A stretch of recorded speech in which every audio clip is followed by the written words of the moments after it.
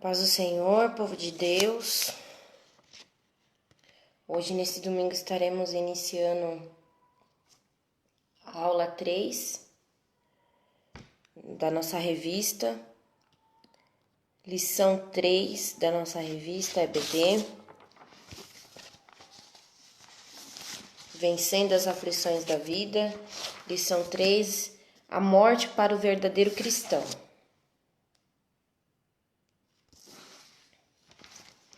Paz do Senhor aí, pastor Edilson, irmã Regiane, paz do Senhor. Vamos estar dando início à nossa aula. Vamos estar fazendo uma oração e logo estaremos lendo o texto, amém? Hoje estou aqui ocupando o lugar do pastor Antônio, que não pode estar dando aula neste domingo, mas nós estamos aqui, amém? Vamos estar orando? Senhor Jesus, Pai eterno, nós estamos aqui orando, meu Pai, pedindo sabedoria e entendimento da Tua palavra, para que não possamos errar, meu Pai, nas Suas sagradas escrituras. Abra nossa mente, nos dê entendimento, nos capacita a cada dia, para que a gente venha, meu Pai, conhecer a verdade, porque a Tua palavra diz: conhecereis a verdade e a verdade vos libertará. Queremos na Tua palavra, que é santa e eficaz, meu Pai, e através do estudo adquirimos conhecimento. É o que queremos, meu Pai, nesta noite. Então nos ajude, nos capacita, abra nossa mente, nos dê sabedoria para entender a Tua palavra e a nossa lição de hoje, Senhor. Em nome do Senhor Jesus, amém. Você que pode e tem acesso à revista, nós vamos estar lendo aqui a lição 3 e a leitura em classe está em 1 Coríntios. Está em 1 Coríntios, capítulo 15, versículo 51. Você que tem a revista ou tem a sua Bíblia aí, abra ela em 1 Coríntios, capítulo 15, versículo 51, amém?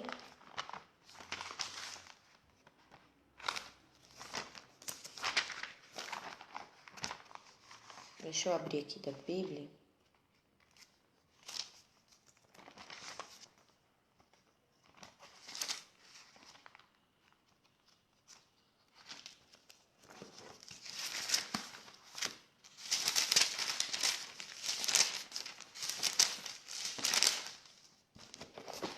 Que fala como tema ressurreição, né? Vamos estar lendo a partir do versículo 51, que diz assim: Eis aqui vos digo um mistério. Eis aqui vos digo um mistério. Na verdade, nem todos dormiremos, mas todos seremos transformados. No momento, no abrir e fechar de olhos, ante a última trombeta, porque a trombeta soará e os mortos ressuscitarão incorruptíveis, e nós seremos transformados. Porque convém que isto que é corruptível se revista de incorruptibilidade, e isto que é mortal se revista da imortalidade. Versículo 54. E quando isto que é corruptível se revestir de incorruptibilidade, e isto que é mortal se revestir da imortalidade, então cumprir-se-á a palavra que está escrita: tragada foi a morte na vitória. Onde está a morte o teu agrilhão? Onde está o inferno a tua vitória? Ora, o agrilhão da morte é o pecado, e a força do pecado é a lei. Mas a graça a Deus que nos dá a vitória por nosso Senhor Jesus Cristo. Amém? Aqui, Paulo está se referindo à morte, à ressurreição, o que acontece, né, após a morte, com a vida do cristão, com os mortos que morreram primeiro. Ele está dizendo: Ele está dizendo aqui: no momento no abrir e fechar de olhos, ante a última trombeta, porque a trombeta soará e os mortos ressuscitarão incorruptíveis. Então, ou seja, aqueles que morreram em Cristo, os mortos ressuscitarão incorruptível e nós seremos transformados. Então, os mortos ressuscitarão primeiro ao soar da última trombeta. Eles ressuscitarão incorruptíveis já, e nós que estamos vivos seremos transformados. Porque convém que isto que é corruptível se revista da incorruptibilidade. Então, todo corpo corruptível será revestido da incorruptibilidade para subir ao céu. Vamos estar lendo aqui a nossa introdução, que diz assim: numa sociedade materialista, evita-se falar sobre assuntos negativos. No entanto, a morte é um fenômeno real, que se abate sobre os seres humanos de todas as idades, classes sociais e religiões. Afinal de contas, quem pensa em morrer? Há alguma virtude da morte? Nos dias atuais, o desespero vem tomando conta das pessoas, até mesmo das que processam a fé cristã. É uma pena que alguns púlpitos não estejam preocupados em preparar as suas ovelhas, através das Sagradas Escrituras, para enfrentar essa realidade que pode chegar a qualquer família, sem avisá-la ou pedir licença. Por isso, nessa lição, demonstraremos que Deus se preocupa com a fragilidade e vicissitude humanas, principalmente quando se trata de um tema tão laborioso e delicado, né? Então, quando a gente fala em morte, a gente tem um pouco ali de receio, né? Porque quem quer morrer? Ninguém quer morrer. Ninguém quer que da sua família venha morrer. É muito difícil um assunto, né? Então, porém, a igreja tem que estar preparada para isso, porque a morte, ela faz parte do ciclo da vida, tanto para o cristão, tanto para o não cristão. E a igreja tem que estar preparada para pregar isso às ovelhas e entender que a morte para o cristão não é o fim. Se nós estamos na igreja buscando a presença de Deus, nosso intuito é o céu, por que teremos medo da morte, né? É claro que ninguém quer antecipar isso, né? Mas nós não podemos ter medo disso, porque a morte para um cristão é só o início de uma vida eterna com Deus, né? Se esse for o seu destino, a morte é o início para uma vida eterna com Deus. O que é a morte? A morte na Bíblia, quando se fala em morte na Bíblia, a Bíblia pelo menos vai falar de 4 tipos de morte. A morte espiritual, a morte moral, a morte física e a morte eterna. A nossa revista especificamente está falando da morte física. Então, tópico 1 pergunta: o que é a morte? Primeiro, conceito. Não é tarefa fácil definir a morte como um fenômeno natural. Ela é discutida na ciência, na religião e faz parte de debates cotidianos, pois atinge a todos. Aí, Salmos 89, 48 e Eclesiastes 8:8. Anteriormente definida como parada cardíaca, respiratória, consenso médico atual, e a define como censamento clínico, cerebral ou cardíaco, irreversível do corpo humano. No entanto, a definição mais popular do fenômeno é interrupção da atividade elétrica do cérebro como um todo. A constatação de que a pessoa entrou em óbito é um ponto de partida para a permissão ou não pela família de doar os órgãos. Então, aqui está explicando o que é a morte. Para os médicos,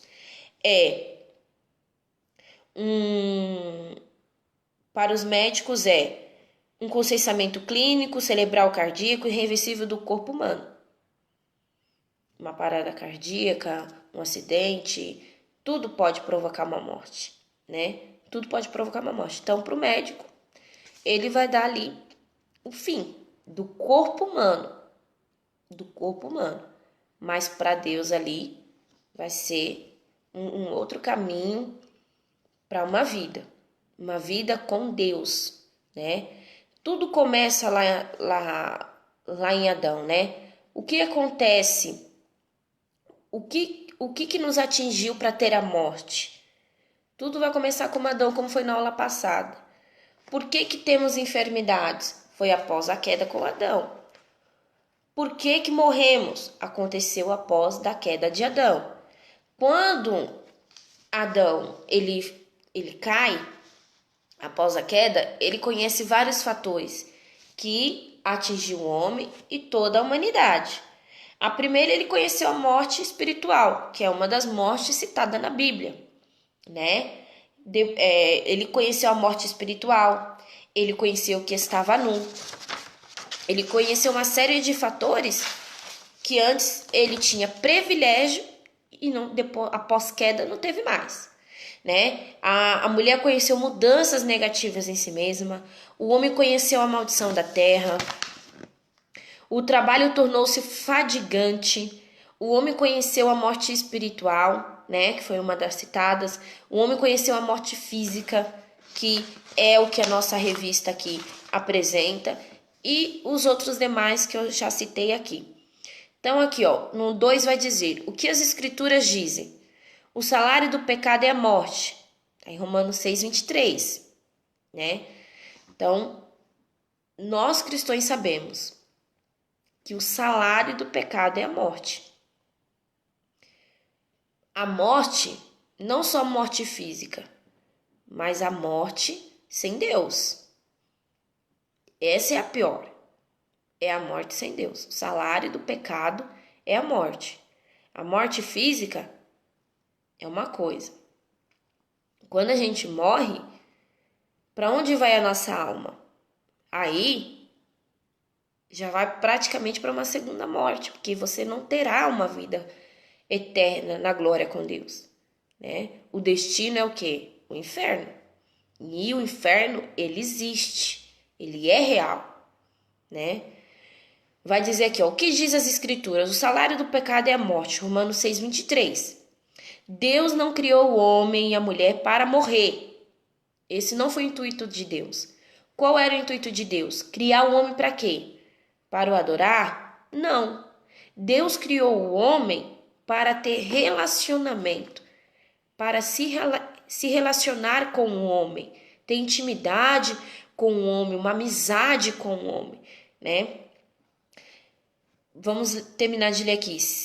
Se o Senhor não planejou tal realidade para o ser humano, mas conforme descrito em Romanos 6:23, a morte é consequência da queda, foi o que eu acabei de dizer, lá em Gênesis 3.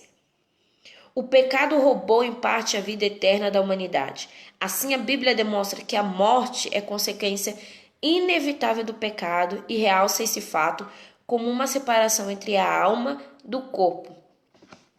Tá lá em Gênesis 35, com a morte de Raquel, né? Que diz... Mas o que aconteceu com a alma, que diz sobre a morte de Raquel, que diz que a alma separou do corpo, porque já havia morrido. Então, quando a gente morre, o corpo físico fica e a alma se separa do corpo. Não tem mais espírito, não tem mais alma, é só o corpo, só pó, né? Que a Bíblia diz, do pó viemos, para o pó retornaremos. Amém? A separação da alma e do corpo. A base bíblica para esse entendimento está em Gênesis 35:18, como eu expliquei sobre a morte de Raquel. Quando da morte de Raquel, e aconteceu que saindo-lhe a alma, porque morreu. Tiago, irmão do Senhor, corrobora esse pensamento quando ensina, porque assim como o corpo sem o espírito, que é a alma, está morto, assim também a fé sem obra ela é morta. Tá lá, Tiago 2:26. Então, assim, o que é um corpo sem uma alma? Fica vazio, né? Porque o que interessa para Deus não é o nosso corpo, se ele é bonito ou deixe de ser. O que importa para Deus é a nossa alma. Lembra lá em Jó, quando Satanás diz para Deus: posso tocar em tudo que ele tem? Deus diz: toque em tudo, menos na sua alma, porque é preciosa. Então a nossa alma é preciosa para Deus. O diabo não quer matar a sua carne. O diabo não quer te deixar acidentalmente, física. Ele quer a sua alma, porque ele sabe que a sua alma é preciosa para Deus. Né? O que vale para Deus é a nossa alma. Deus, quando ele cuida da gente, ele cuida da nossa alma. Quando vamos para a igreja, nós alimentamos o quê? A nossa alma. Então é a nossa alma que é preciosa, né? Vamos estar lendo aqui.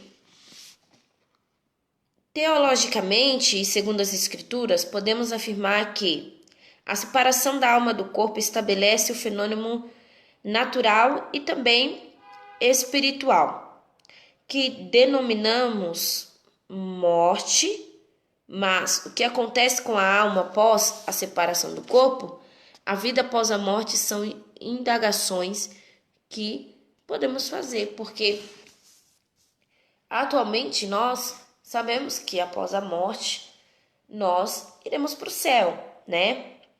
Mas ter realmente uma realidade disso, né? Quem teve uma experiência de quase morte, nós vimos vários fatos, né?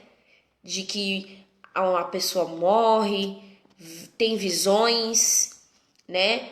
Depois volta para o corpo, a sua alma volta para o corpo. Se for pesquisar, existem vários fatos, né? De que a alma saiu do corpo, a pessoa teve visões, depois voltou para o corpo, mas nós sabemos o que acontece, né? Nós, os cristãos, esperarão em Deus. E após o sol da trombeta, os mortos ressuscitarão primeiro, incorruptível. E nós que estamos vivos, seremos transformados. No tópico 2 vai dizer assim, a vida após a morte. O que diz o Antigo Testamento? No Antigo Testamento, morrendo o homem, porventura tornará a viver? Jó 14:14. Essa é uma pergunta de interesse perene para todos os seres humanos. Indagações como a vida após a morte, existe consciência noutra vida, são questões existenciais não muito resolvidas, até mesmo para alguns teólogos. Entre tantas escrituras tem as respostas a essas perguntas. Olha o que vai dizer aqui, ó. Sheol, em Salmos 16:10 e 49:14-15, o termo hebraico Sheol, essa palavra aparece ao longo de todo o Antigo Testamento. É traduzido por inferno. Você vê que a palavra inferno tem na Bíblia. É traduzido por inferno e sepultura. Tais expressões denotam a ideia de imortalidade da alma e a esperança de estar diante de Deus após a experiência da morte. Tal expectativa representa o âmago das expressões do salmista. Então aqui está dizendo, a alma, ela morre junto com o corpo ou ela vive? O Novo Testamento, ele prova isso. Prova como? Lá em Salmos 16:10 e 49:14, né? Com essa palavra traduzida no grego, senol, é traduzido para o inferno e sepultura. Então, se tem inferno, quem consegue chegar no inferno vivo ou chegar no céu vivo? Ninguém. Nós só conseguimos chegar após a morte física. A nossa alma, ela é viva, né? Que prova a imortalidade da alma. Que temos aí o contato com Deus, né, o nosso destino, ou contato com o inferno, que é o outro destino. Como a Bíblia diz, existem dois caminhos, que é um dos dois destinos que teremos após a morte.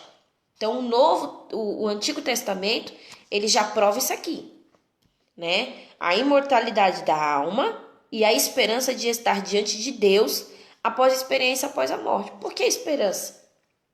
Porque só quem morre em Deus verá Deus, né? Olha o que B vai dizer, ó. A esperança da ressurreição. O patriarca Jó, após muito padecer, expressou-se confiante. E depois que o meu corpo estiver destruído e sem carne, verei a Deus. Jó 19:26.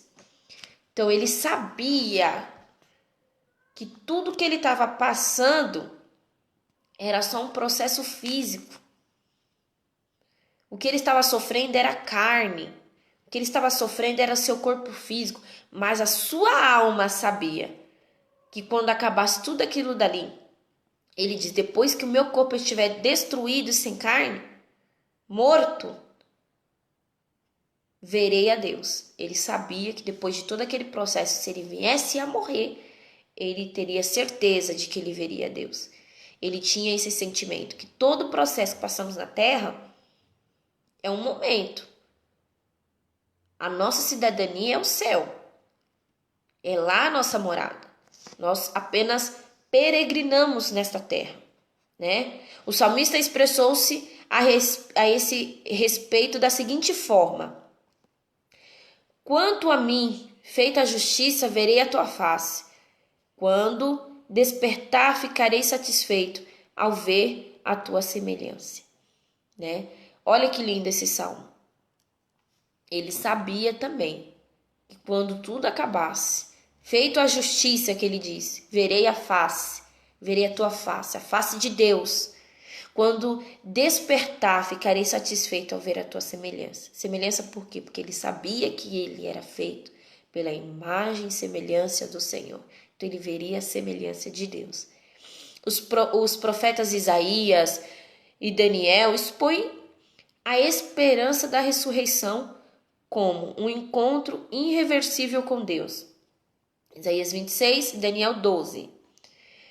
Estes textos realçam a doutrina da esperança na ressurreição do corpo em glória e denotam, inclusive, a alegria do crente em se encontrar com o seu Deus após a morte. Todos nós teremos alegria, né? Só que existe o processo do quê? A morte física. É algo que ninguém quer passar, né? A morte física. Mas nós temos que ter a noção que a morte física é uma passagem para encontrar com Deus, aqueles que estão em Deus, né? Então, encontrar com Deus é a alegria do crente. Eles denotam, inclusive, a alegria.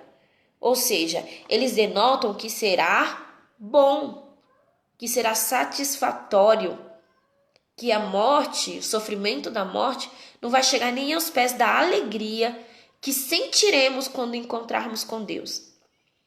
A dor da morte, tanto para a dor da morte, tanto para os familiares, tanto para a pessoa que sofreu essa dor da morte. Essa dor não chegará nem aos pés da alegria que sentiremos ao encontrar com o nosso Deus Todo-Poderoso. Então, assim, sabemos que lá não vai haver tristeza, não vai haver morte, não vai haver choro, não vai haver tristeza nem dor. Só de encontrar com o fato do nosso Deus, nós teremos ali paz e vida eterna com Deus. Nossa vida após a morte não será na terra. Tem gente que prega isso.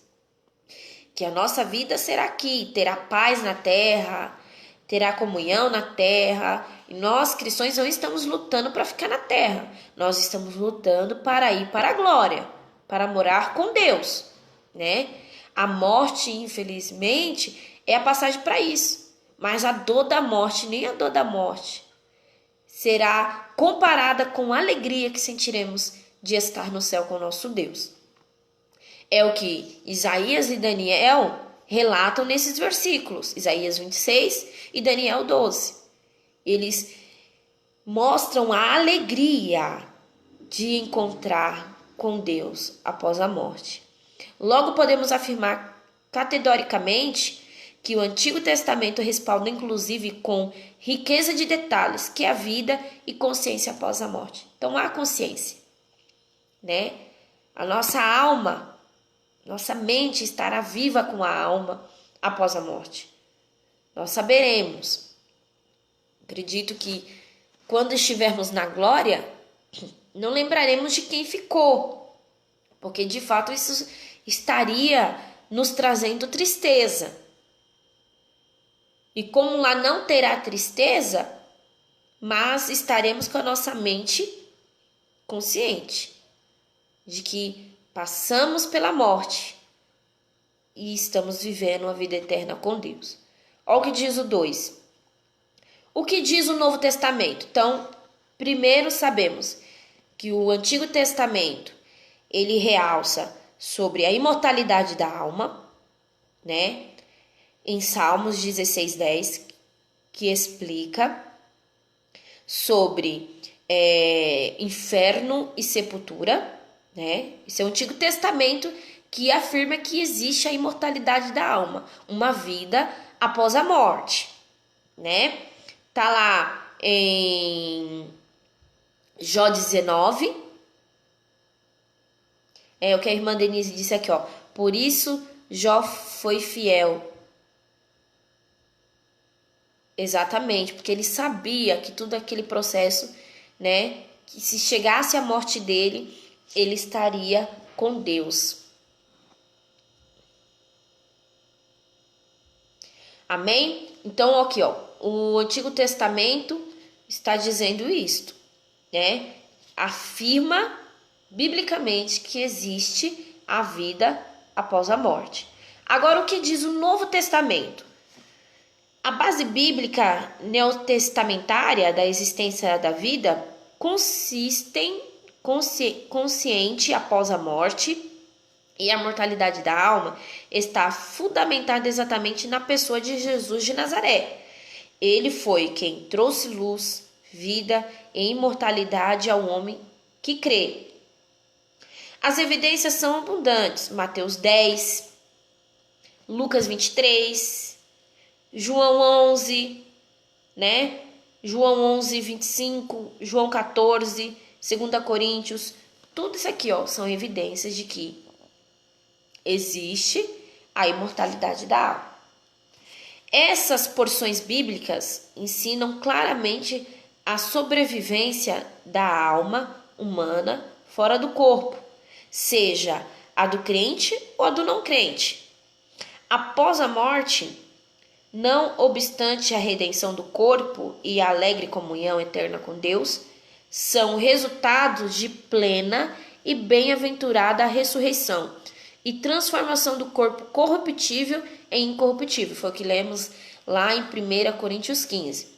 Então vamos estar lendo aqui que é Mateus 10, 28.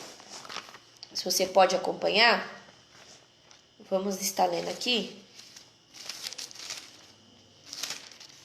Apenas um versículo que comprova que a nossa busca aqui para ir para a glória não é em vão. Porque existem pessoas que não acreditam, né? Para muitas pessoas diz que a morte ali é o fim, morreu, acabou.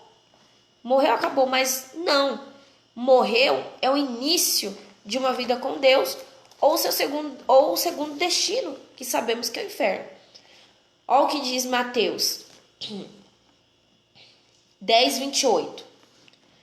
Ó, cadê? Aqui. E não temais os que matam o corpo e não podem matar a alma. Temei antes aquele que pode fazer parecer no inferno a alma e o corpo. O que Jesus está dizendo aqui é: o homem, ele pode matar o outro homem e esconder o corpo, ou não saber o que fazer com o corpo. Mas o que ele pode fazer com a sua alma? Nada. Nós temos que temer, está dizendo aqui, ó, temei antes aquele que pode o matar e lançar a sua alma no inferno. É o que está dizendo a Bíblia. E não temeis os que matam o corpo, e não podem matar a alma. Temei antes aquele que pode fazer perecer ao inferno a alma e o corpo. Quem é o que tem o poder de lançar no inferno? Deus. Né? O homem, ele mata o corpo, mas ele não pode lançar sua alma no inferno. Você pode morrer hoje, mas você mesmo não tem o poder de se lançar no inferno ou se lançar no céu. Não existe isso. Aí o que Jesus vai dizer? Temei antes aquele que pode fazer perecer no inferno e a alma. Tanto a alma quanto o corpo. Que está dizendo os dois. Então a nossa alma é a nossa alma que é preciosa para a gente. A alma que vai para o céu, não é o nosso corpo. Até porque ao soar da trombeta, nosso corpo será transformado do corruptível para o incorruptível. Seremos transformados, né? Para subir ao céu. E fora os outros versículos que eu citei aqui, né? De Lucas 23, João 11, tudo explica sobre a imortalidade da alma, né? Vamos estar lendo aqui mais para frente. Aqui, ó, definitivamente, e segundo as escrituras, o dom da vida para os cristãos não é uma existência finita, mas uma linda história de comunhão com Deus eterno. Foi Ele quem implantou em nós, através de Cristo Jesus, nosso Senhor, a sua graça salvadora, enquanto estivermos em nossa peregrinação na terra, terrena, né? Então, através da graça de Deus, seremos salvos, né? Através da graça do nosso Senhor, da misericórdia do nosso Senhor e do nosso caráter sobre a terra, a nossa convivência como cristão na terra. Porque a graça de Deus, ela não nos alcança, né? Porém, o que vai nos levar para o céu é a obediência a Deus. Sabemos que Adão, ele pecou, não foi por ele exatamente comer o fruto, foi por ele desobedecer, pelo não. Um não. Pelo não que ele recebeu de não comer do fruto e ele comeu. É a desobediência. A desobediência. Olha o que diz aqui o tópico 3. Morte, o início da vida eterna. Esperança, apesar do luto, né? É natural que a experiência da separação de um ente querido traga dor, angústia, tristeza e saudade. O luto chega de forma inesperada na vida de qualquer pessoa, mas a promessa do Mestre Jesus ainda sobrepõe-se a qualquer vicissitude existencial. Quem crê em mim, ainda que esteja morto, viverás. Né? João 11, 25. A morte de Cristo é a certeza da vida eterna. O Pai entregou seu Filho em favor da humanidade e assim o fez simplesmente por amor. Esse ato amoroso proporcionou a possibilidade de escaparmos do juízo divino pelo sangue precioso derramado por Cristo. Isso leva-nos a refletir que sem a morte de Jesus não haveria ressurreição. Logo, não haveria pregação do Evangelho, nem salvação. O apóstolo Paulo tinha convicção de que a cruz de Cristo é o âmago do Evangelho. Tá? Em 1 Coríntios 1:17. Do novo nascimento e da vida eterna, hoje nós só amamos o Senhor porque Ele nos amou primeiro. Por isso, pela sua morte e a morte de cruz, temos nele a vida eterna. Então, através da morte de Jesus, nós também tivemos esse direito da vida eterna com Jesus, né? Paulo, ele vai dizer também lá em Romanos 8:17, vamos estar lendo?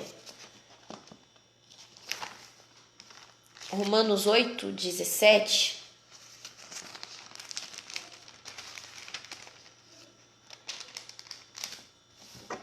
Olha o que diz em Romanos 17.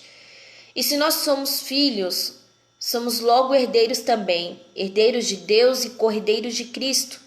Se é certo que com ele padecemos, para que também com ele sejamos glorificados.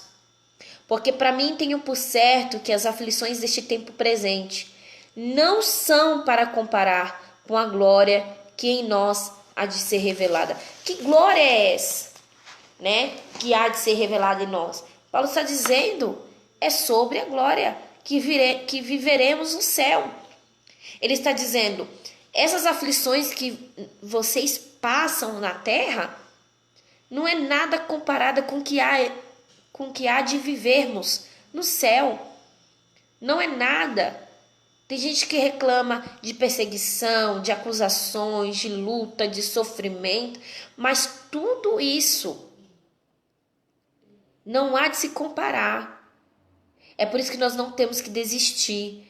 É por isso que nós temos que persistir, não abrir mão das promessas de Deus sobre as nossas vidas. Porque sabemos que no final vai valer a pena. Vai valer a pena todo sofrimento.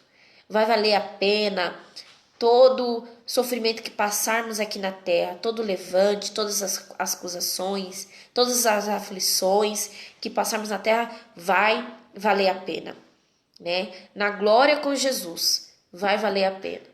A gente não vai nem lembrar dessas provações que passamos, desse tempo ruim que estamos vivendo. Não iremos lembrar, porque a glória será tamanha com o nosso Deus. Vamos ler aqui, ó. Olha o que Paulo também diz em Filipenses capítulo 1. Paulo também ele tinha certeza de que o fim da morte para ele seria viver com Cristo.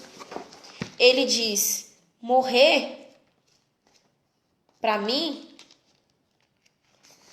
é morrer com Deus, é ter vida eterna. Quer ver, ó? Vamos estar lendo aqui.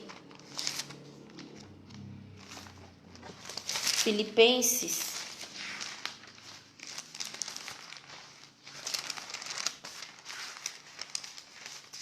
Aqui, ó. Filipenses capítulo 4. Não, perdão. Filipenses 1. Filipenses 1, 21. Porque para mim viver é Cristo e morrer é ganho. Ele sabia que a morte seria um ganho para ele. Acabaria o sofrimento, acabaria as aflições, acabaria tudo que ele estava passando para viver com Cristo. Que ele sabia que morrer para ele seria um ganho. Qual é a melhor parte da morte? Existe uma melhor parte da morte? Para o cristão, sim. Viver com Deus. Amém? Vamos terminar de ler aqui, ó. O apóstolo Pedro lembra desta fé quando exorta-nos. Alegrai-vos no fato de seres participantes das aflições de Cristo, para que também na revelação da sua glória vos regozijeis e alegreis. Foi o que eu li lá em Romanos também, em 8:17. Né? Nós não temos, eu sei que é difícil passar por as aflições, mas nós não temos que murmurar das aflições que passamos em Cristo. Porque se nós não passarmos aflições com Cristo aqui, nós também não teremos o direito de viver com a glória dele no céu. É o que Pedro aqui está dizendo, apóstolo Pedro. Alegrai-vos o fato de ser participante das aflições de Cristo, porque com ele também seremos glorificados, também na revelação da sua glória. Nós vamos nos alegrar, né? Então, nós temos que murmurar menos quando passarmos por alguma aflição ou alguma perseguição. não é algum tipo de sofrimento, porque sabemos que a alegria que nos espera em Senhor na glória é muito mais, né? Então, se está passando por um processo, né, de aflição, alegre-se no Senhor. Peça ânimo ao Senhor. Peça forças ao Senhor, né? Para que com Ele também sejamos glorificados. Amém? Para o crente, morte não é o fim. Foi o que eu acabei de dizer, ó. Para o crente, a morte não é o fim, mas o início de uma extraordinária e plena vida com Cristo. É a certeza de que o seu agrilhão foi retirado de uma vez por todos, selando o passaporte oficial para a vida eterna em Jesus. Um dia nosso corpo será plenamente arrebatado do poder da morte. Está em Romanos 8:11. Então foi o que eu acabei de dizer, ó.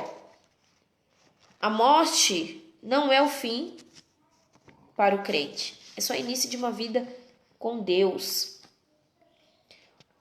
É o que vai se cumprir, o que está escrito em 1 Coríntios 15:51, foi o que lemos. Nosso corpo corruptível será revestido da irrecompatibilidade. É o que vai afirmar. Onde está a morte, a tua vitória? A morte, ela será tragada. Vamos estar lendo aqui a conclusão, que é bem pequenininha essa lição de hoje. Vamos estar lendo a conclusão aqui, ó. Precisamos ter consciência de que a nossa vida é semelhante à flor da erva. Ela se esvai rapidamente. Todavia, tenhamos em mente que o viver é Cristo e o morrer é lucro. Foi o que Paulo disse. Portanto, não se prenda às questões passageiras e efêmeras. Na peregrinação existencial, preencha sua mente com o Evangelho.